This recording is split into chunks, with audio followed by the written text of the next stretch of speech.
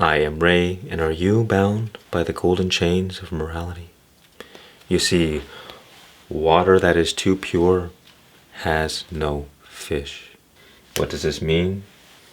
Fish is life, and life is balance. Balance between the two primordial energies, order and chaos. You see, one mistake that many spiritual people make, or at least people who want to grow closer to God, we have a tendency to overemphasize order and reject chaos. Because chaos is the force of destruction, whereas order is the force of creation. We reject the darkness because we are conditioned to believe that the darkness is wrong, that it is bad, that it is evil. Conditioned through millions of years of evolution. I mean, if you think about it, if you're standing around a fire, that fire is life. That fire is order. The fire is the known. But around the fire is chaos. It is the unknown. At any moment, a big, scary thing might come out and grab you and pull you into the darkness. So we are biologically primed to run away from chaos, the unknown, the darkness, because this is death. Another way of looking at it is that life is the balance between the death force and the life force. Life with a capital L.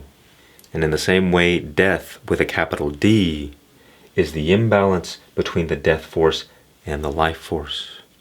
That is why water that is too pure have no fish.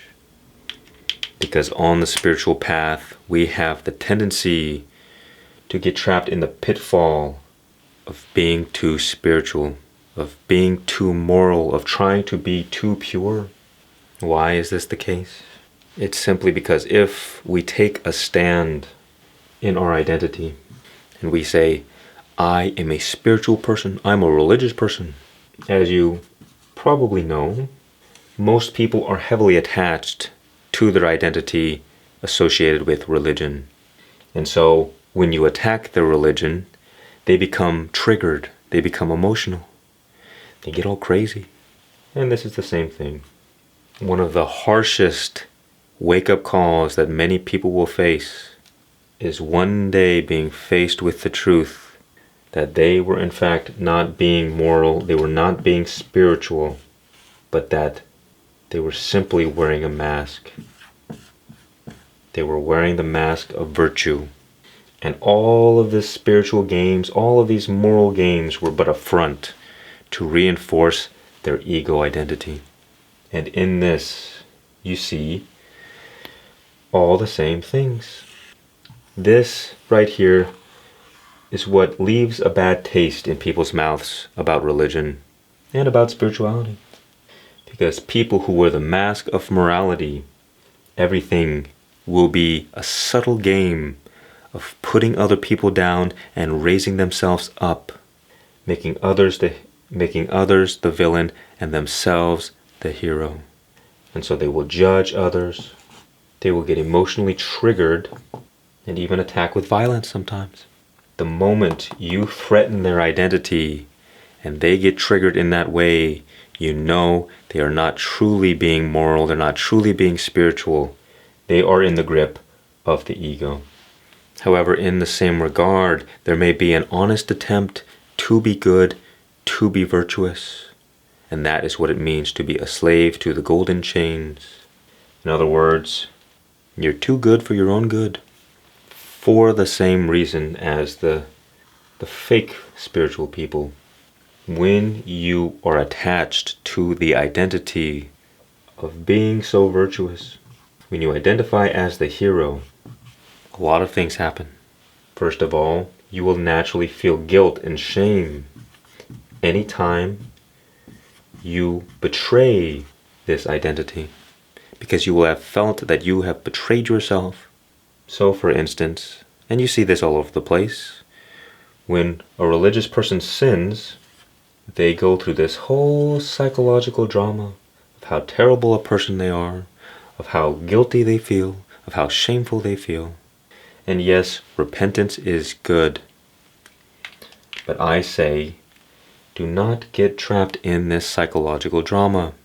Because what it means to wear the golden chains is that because of your holier than thou identity, or even your just honest attempt to be good, to live a righteous life, you will still be a slave to guilt and shame. You will be a slave to sin. In other words, you will be a slave to the darkness. Why? Because the darkness is not something you will want to touch. You will naturally run away from it. Because the darkness is the villain. So in order for you to justify your position as the hero, as the spiritual person, you need others to be a villain. You need to fight against the darkness. Life is quite paradoxical. The moment you identify as the hero, the first action, the first thing that you do, the moment you claim this identity, is you create the villain. How virtuous are you now that the first thing you do is create the villain? That when you claim to be good, the first thing you do is create evil. Because in order for you to be good, there has to be others that are evil. In order for you to be the hero, somebody else has to be the villain.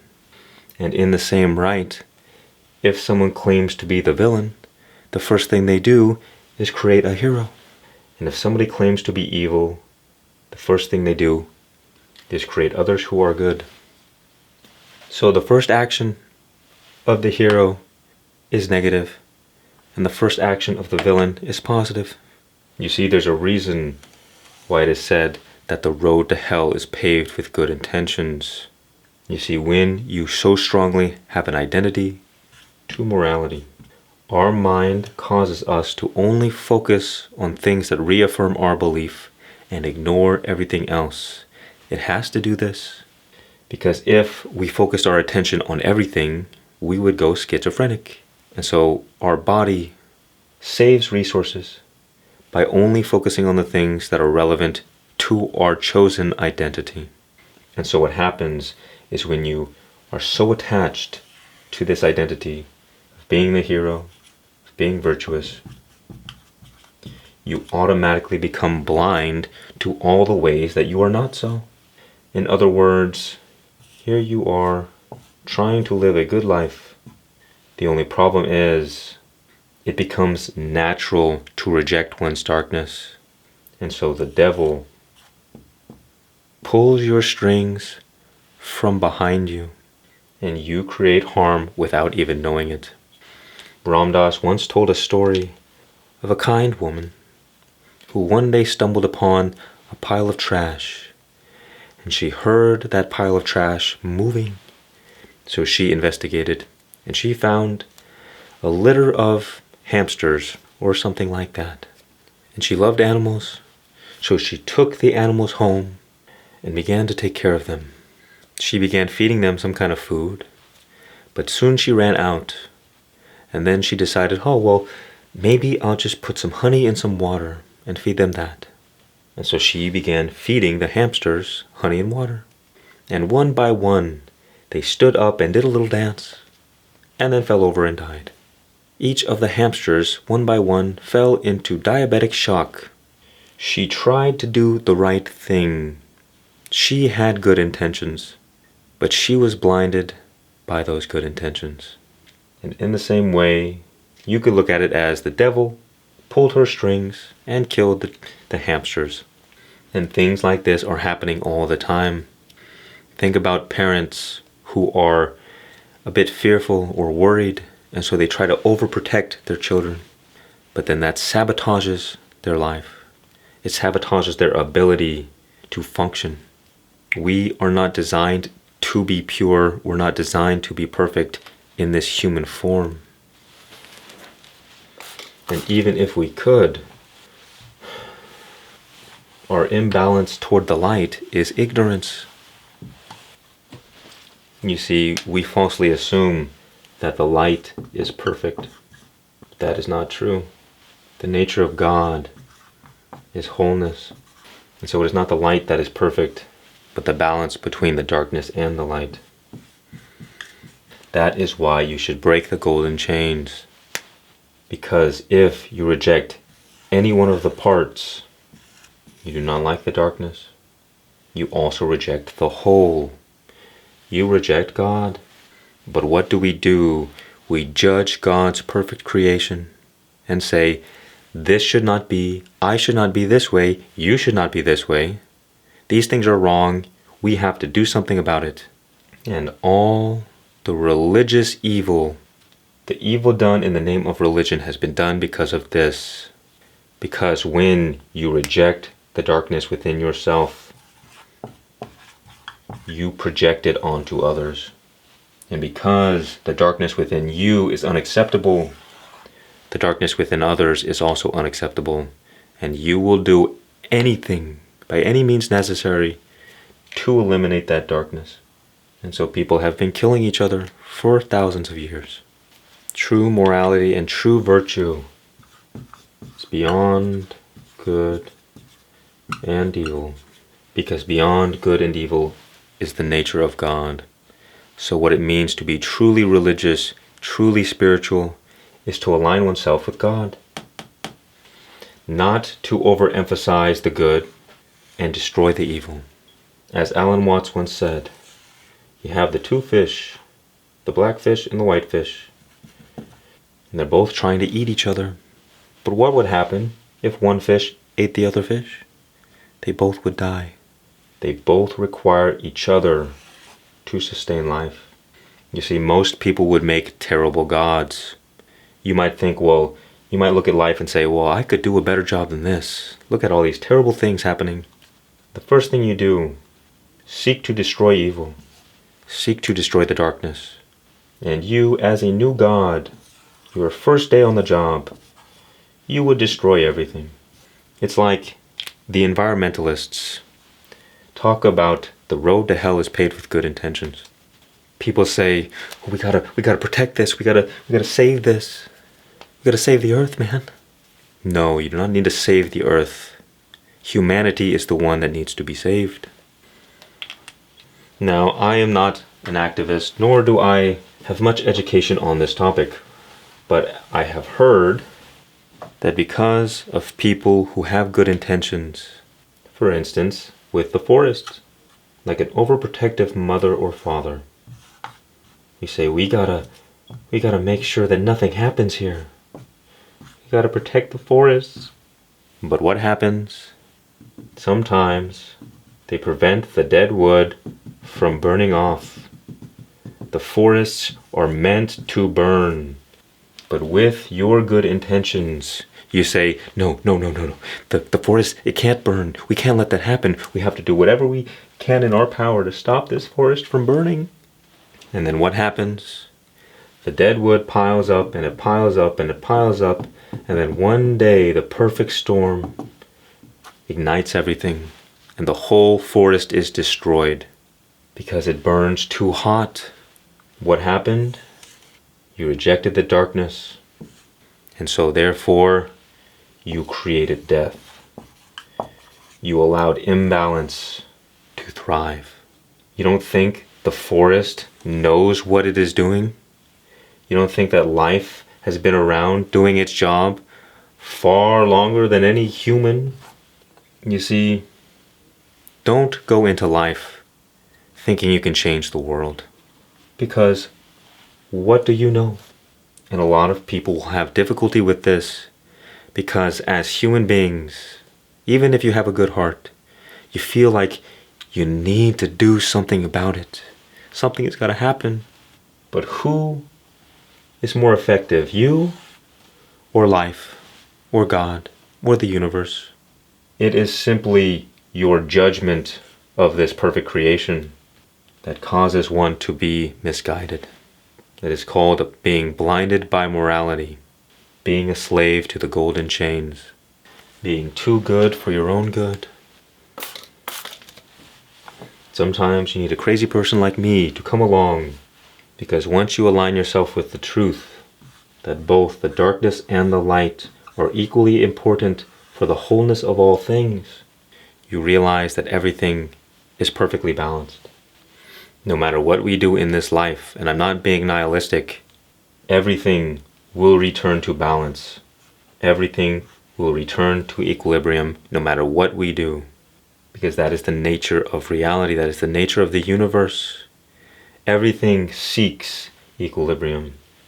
So, if human beings refuse to become balanced, and they continue with their selfish mind games, destroying the planet, as you will see, the Earth will, in a sense, evoke its, what you might call, its immune system.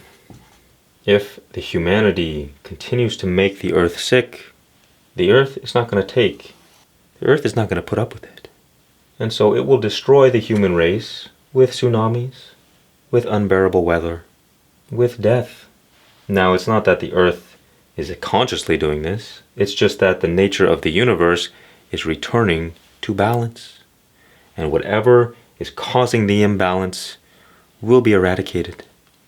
You see, there are a few kinds of evil in this world. There is the evil done by those who are all darkness and no light. And there is the evil that is done by those who are all light and no darkness. This is the far greater tragedy. Because if you are consciously being evil, all the death, all the destruction, you signed up for it. But this kind of evil is the most tragic because you tried to do the right thing, but you only made it worse. You see, you could look at this as heart and mind. A psychopath is all mind and no heart. And an enlightened person is all heart, no mind. Now, of course, enlightened people aren't evil. It's not exactly accurate what I just said.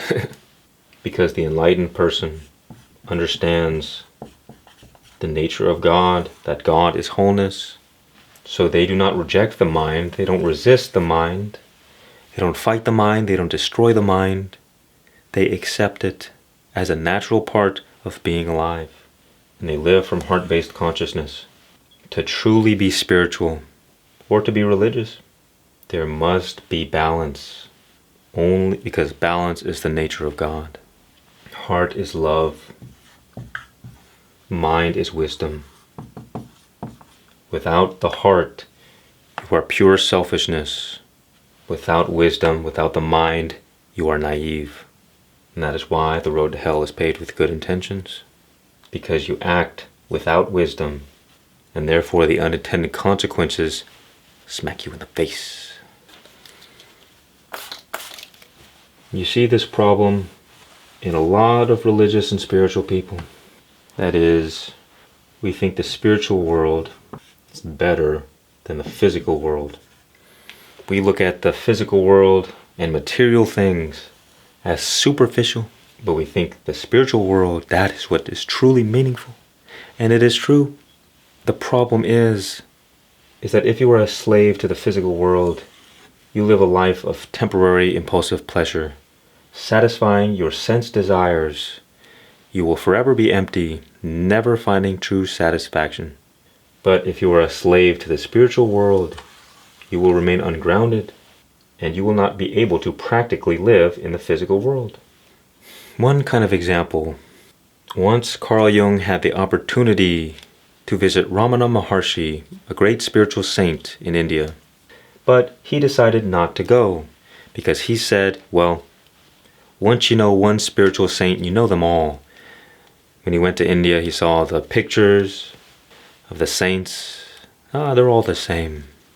And one person wrote an article about Ramana Maharshi, saying when he went to his ashram, the whole thing was falling apart. People were taking advantage of others. People were being manipulative. And Ramana Maharshi, fully immersed in the bliss of God, the man claimed that Ramana Maharshi did nothing, that he just let it happen. Now, I take no side. It's just expressing the point. Another example is Eckhart Tolle, when he said he first became enlightened, that he spent like 3 years sitting on park benches doing nothing.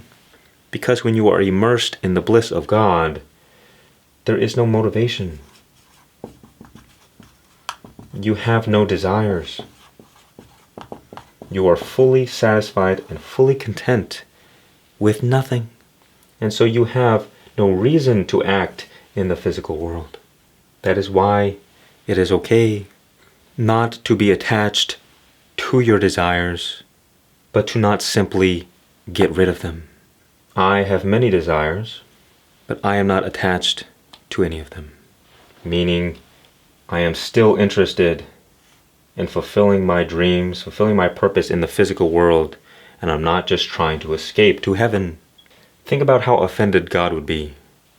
God created this magnificent thing, this divine play, this divine game. And the first thing you want to do is get out of it, is to escape it, is to run away. I want to run away to the mountains and be spiritual and meditate. I don't want to play this superficial game. I am above all that.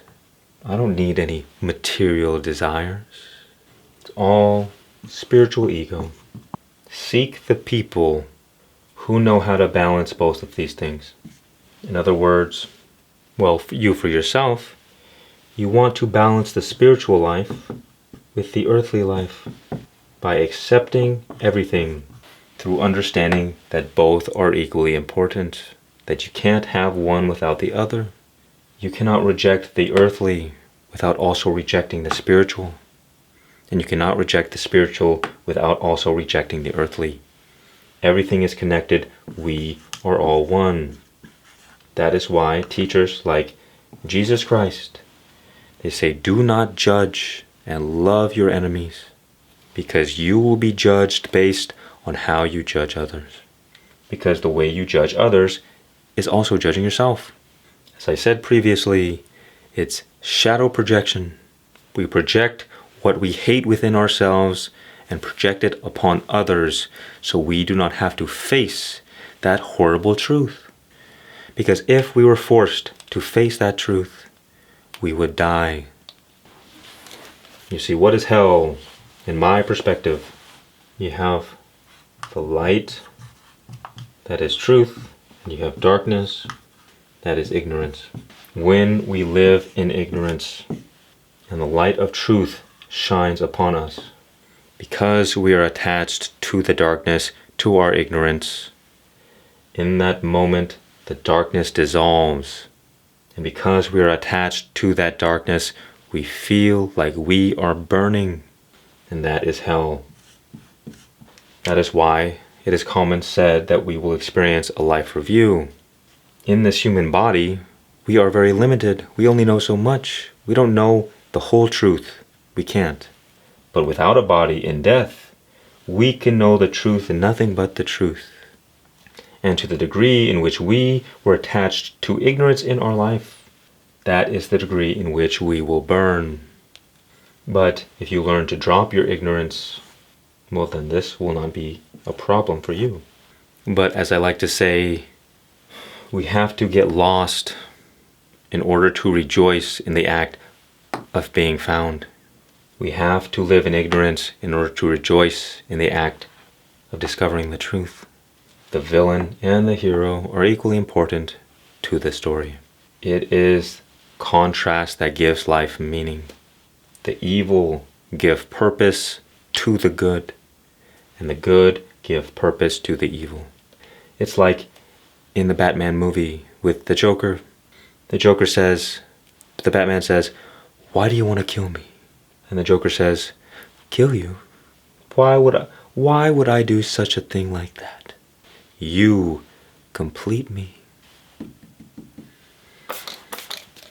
Where would Andrew Tate be without the Matrix? And where would the Matrix be without Andrew Tate? Where would Alex Jones be without the reptilians? And where would the reptilians be without Alex Jones? Only God knows. And where would Kanye West be without the... You see, once we come to understand that God is wholeness, God is the darkness and the light, we stop suffering our experiences so much, because we realize that every problem, that every struggle is exactly what we need for our highest spiritual growth. That God, that life, puts these things in our life so that we can enjoy the process of overcoming them. Alan Watts once said, "We suffer so much because we take seriously what the gods made for fun. This is divine play. The whole cosmos was made for you, and you are under the spotlight, my friend. Your life is the movie, and you are entertaining a galaxy of angels." Everybody has stopped to enjoy this film. That our life here on this earth is entertainment for the gods. So how about you play? In other words, stop taking yourself so seriously. When you make a mistake, understand that that mistake will give meaning to your life. You will find meaning in your redemption. You will find meaning in the struggle to overcome your darkness. You see, the point is never to get rid of the darkness. That is where many people fall short. That was never the point.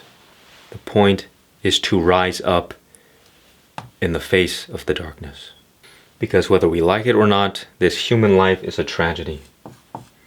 But luckily, a tragedy is just a comedy that has yet to be finished. The beauty of life is not about humans finally defeating the evil, defeating the darkness. The beauty is in a temporary and limited being rising up in the face of an eternal and infinite death. The beauty is in our futile struggle to be good in the face of evil, to struggle with our own humanity, to struggle with our own morality. Human beings, as Jordan Peterson would say, are like sled dogs. We need a burden. We need responsibility. We need a problem to overcome. We need a struggle. We need a villain. Or you might need a hero.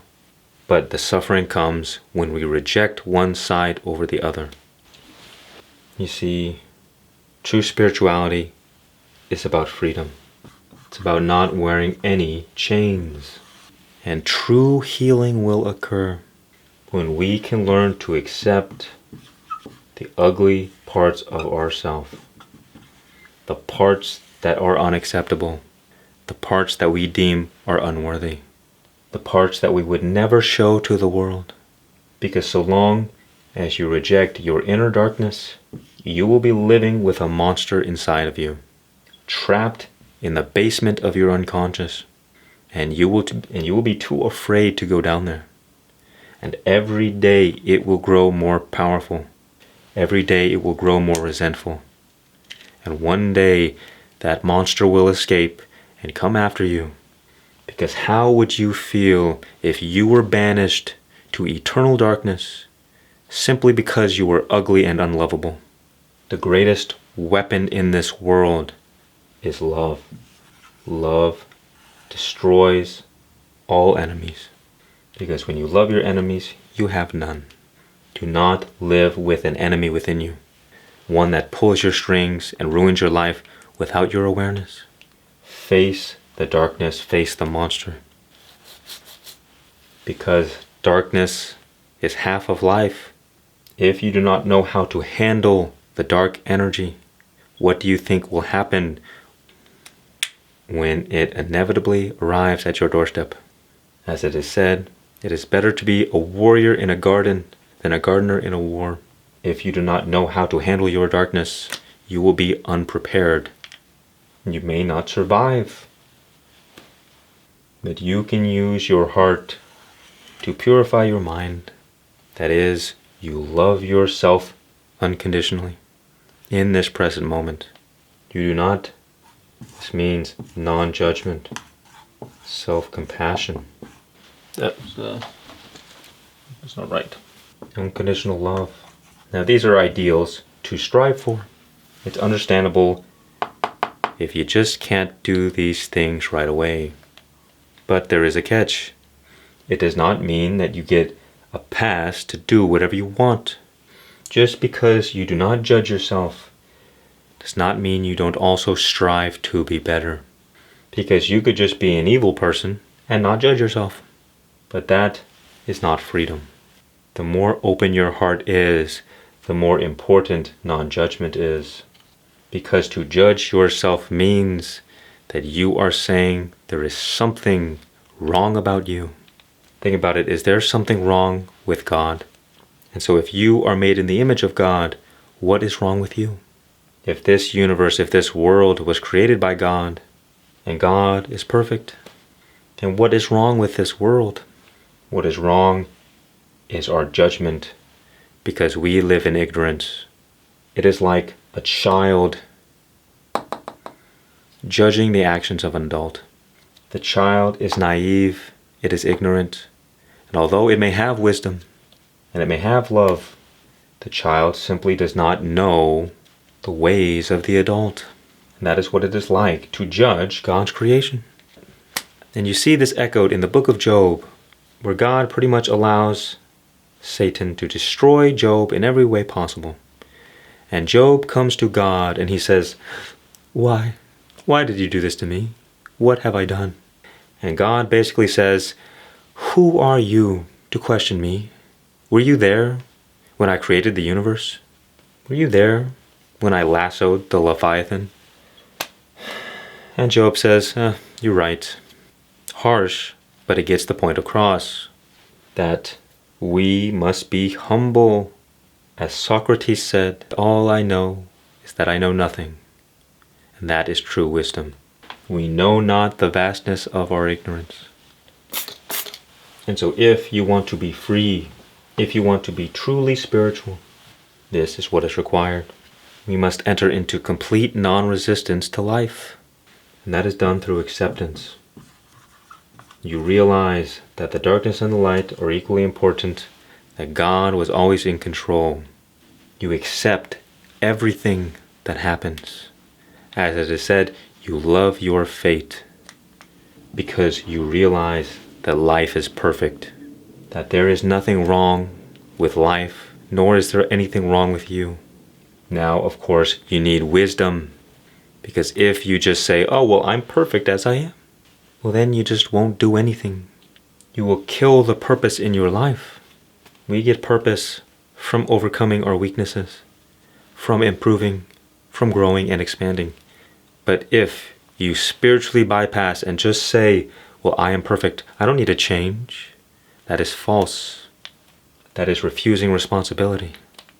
But rather, you learn to accept yourself completely as you are, while also setting the intention to improve, to be better. And we learn to accept through trust and faith. You trust and have faith that everything is working out exactly in your favor, that everything you experience is exactly what you need for your highest spiritual growth. If you can keep remembering these things, then when the hard times come, when the problems and the struggles arrive, you will experience great relief, because you will more easily be able to surrender. Because with our limited human ego, we think we know it all, and that is what ruins our life. Because we're always in judgment, we're always in resistance. But once you surrender to the higher power, you can have trust and faith that everything is okay. And when you surrender, and you're not just wallowing in your own suffering, you come to clarity, and clarity is truth. Clarity is light. You understand why things happen the way they do. But when you're caught up in your psychological drama, you're too focused on your own suffering that you're blinded by your temporary emotions. And so you lack clarity. You are separated from truth, and you are separated from the light. You surrender completely to the present moment, and that is freedom. You understand that God knows everything you need, everything you desire, more than even you could understand from this limited ego perspective. So you allow God, you allow life, you allow the universe to bring to you, through surrender, through trust and faith and acceptance, everything that you need and everything that you desire. You can have everything you want in life that is truly good for you. But in your attempts to go out into the world and get these things, to take it by force, you will face never-ending resistance, struggle, and it will come with unintended consequences. But if you can surrender, you allow the divine to bring you all good things. You enjoy the journey and you enjoy the destination. But how many people live doing things simply as a means to an end? I'm going to work this job that I hate just to get money. And you wonder why so many people look like zombies, because they have cut themselves off from their soul. The living dead. But this is what it means to truly be alive. As I said earlier, life is a paradox. The more we try to take power and control for ourselves, the more we lose it. But the more we surrender power and control, the more we gain it. I feel more free than I have ever been. And at the same time, I feel that I have surrendered more than I ever have. But when I did not surrender, when I tried to keep power and control for myself, I felt more a slave than ever. On your journey, you will learn how to transmute the darkness into light, so that no negative experience will ever destroy you ever again. You see, as the Stoics say, the obstacle is the way, meaning your struggles and your problem are the exact path you will take to enlightenment, to liberation, to freedom. There once was a story about the Knights of the Round Table seeking the Holy Grail, and one day they decided to go to a great and dark forest to find the Holy Grail. But there was only one condition. Each man had to enter the forest where it seemed the most dark, and that is the path to freedom. But we cannot find freedom, we cannot find the Holy Grail, we cannot find enlightenment if we are afraid of the dark. I mean, you can be afraid of the dark, that's not the problem. What I mean is reject the darkness, run away from the darkness. The obstacle is the way. The path to enlightenment is through the struggles you are currently experiencing. Therefore, your struggles, your problems, they're not bad. They're only bad because we judge them as bad. They're only wrong because we judge them as wrong, and because we judge them as wrong and bad, we resist them. And resistance is suffering. So, we lose clarity and we wallow in our suffering. We become hopeless and feel that life is not worth living.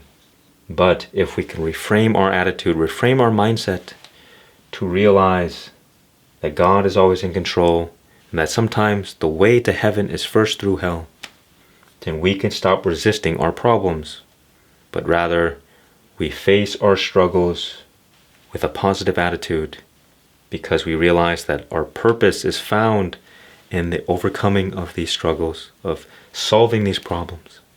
And then even more purpose can be found when once we find the solution, we share the solution with others. This is what it means to be human. But what is inhuman is rejecting the darkness. There is no way out of this, my friend. The only way is through. But what you will find is that on this journey, you will become far more powerful than you currently are, and you will claim your authority, your true power. But you must be able to wield the darkness and the light, and you must face your own evil. You would rather have the devil right in front of you than behind you. I am Ray. Check out my cool store. I'll be adding new things in the coming months. Currently, there are some chakra meditations. I wish you much peace and many blessings. And remember, just be.